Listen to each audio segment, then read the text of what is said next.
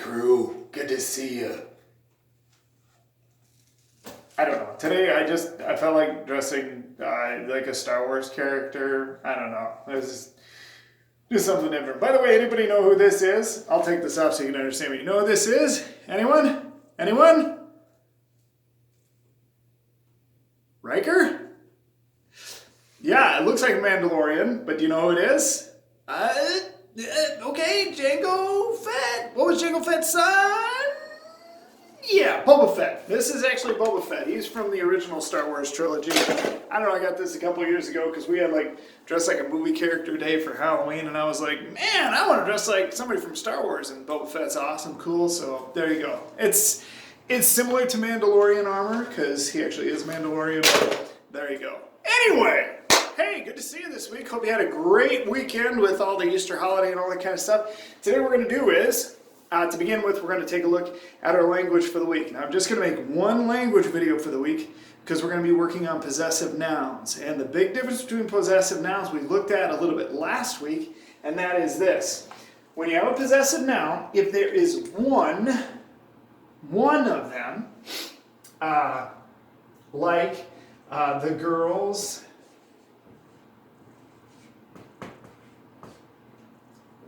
bike,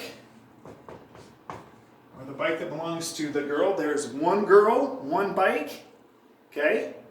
So the apostrophe goes before the S, after the girl, before the S, all right? So that's if there's one, okay? If there's more than one person, like let's say there are more than one students, okay? And so we're talking about the desks that belong to the students. So it would be like this. The students' desks. And again, more than one student. So now, just like we looked at last week, the apostrophe would go after the S. So when it's a plural noun, like students here, apostrophe goes after the S. If it's a singular noun, like girl, where there's only one of them, then the apostrophe goes before the S. But you need the apostrophe because it shows what's happening there. So on the worksheets that you have on page 188, you're going to be looking at ones where it's like this, apostrophe S. And it says in the directions that you need to underline the sentence that shows the person that owns or has something.